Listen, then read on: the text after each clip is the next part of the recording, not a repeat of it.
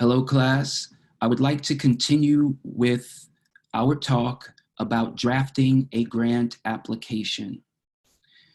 We've already covered the narrative, the artist statement, and the work samples. Those are the important components that sort of represent who you are and what you will do. I want to talk a little bit further about some of the elements that support the actual delivery of the thing that you want to have supported.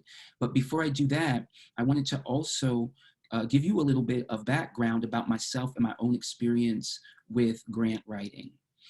I believe very strongly in grant writing because grant writing and doing so successfully or effectively is a demonstration that you can garner support, enough support and belief in what you are doing that someone would fund it or provide resources.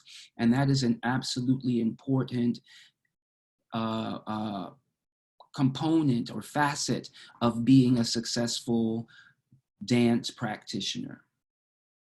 I have successfully written and delivered grants from the National Endowment for the Arts for American Masterpieces, where I was the primary investigator to restage Martha Graham's Steps in the Street here at UNCG.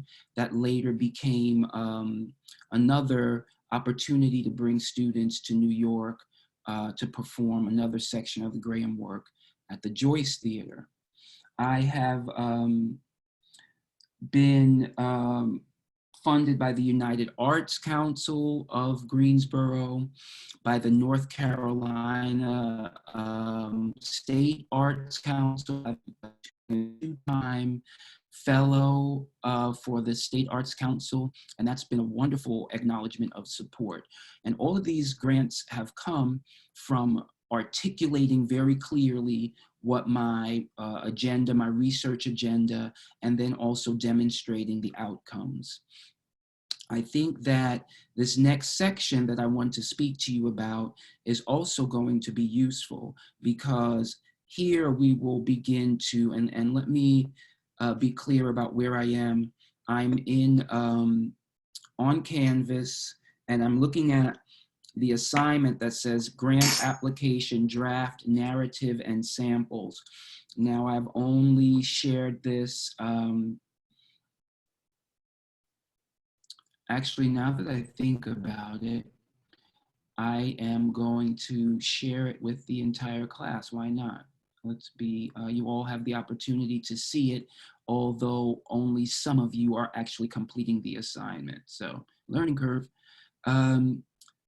So you see here the artist statement, the narrative, and work samples. These are the sections that I covered in my previous talk. So I'm just highlighting here the actual application form, which I know you know to find in files. You could use it as a guide.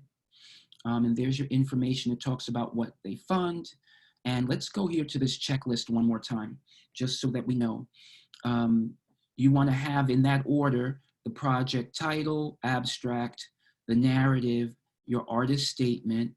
You'll be speaking about your methods, providing a timeline, a budget, work samples, a CV, and we are disregarding the additional supporting materials. You do not need, I'm not asking for it.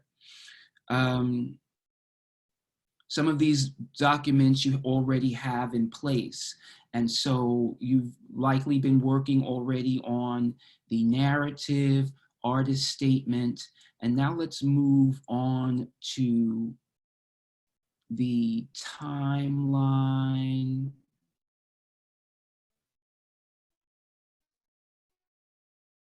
And then into the budget.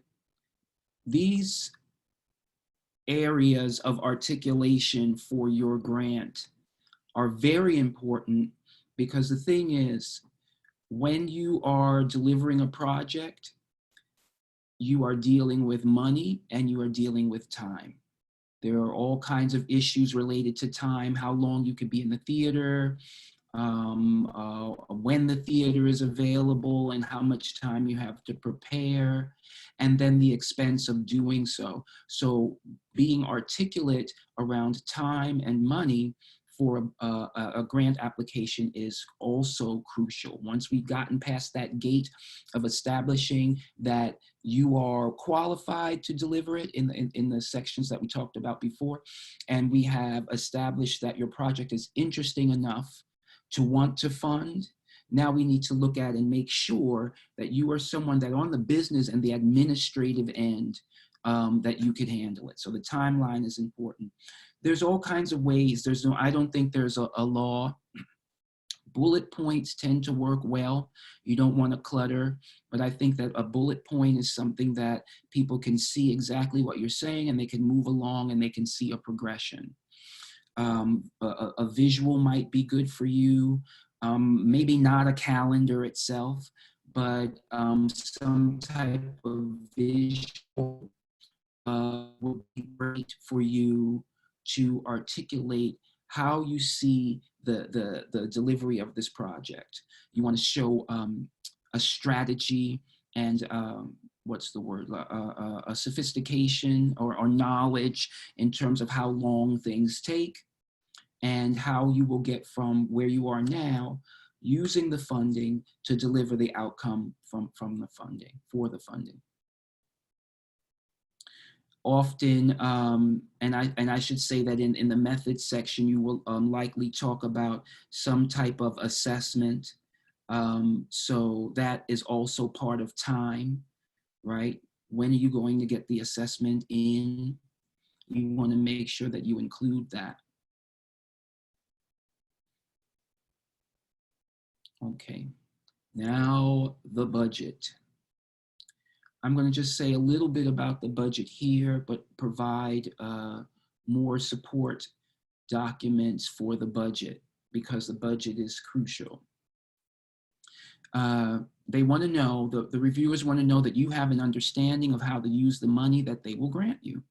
It's understood that in reality, things, distribution changes, things happen differently, but you have to show that you have a plan for how you're going to allocate the monies that they're going to give you.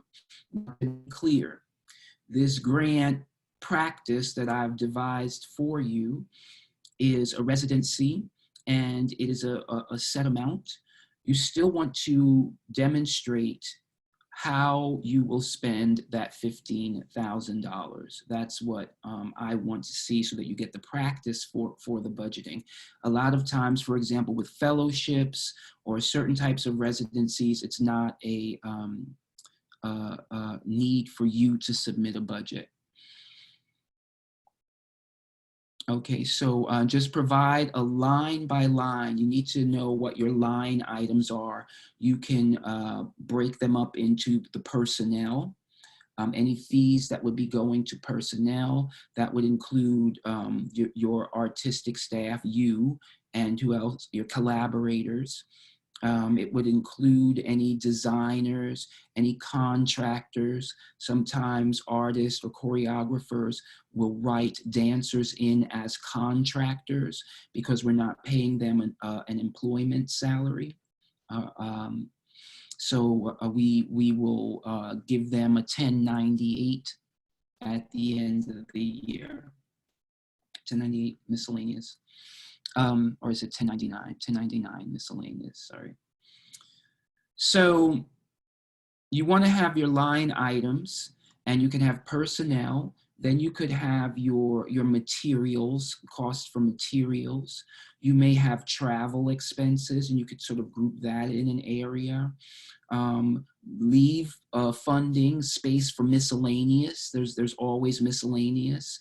You want to leave a reasonable amount of funding.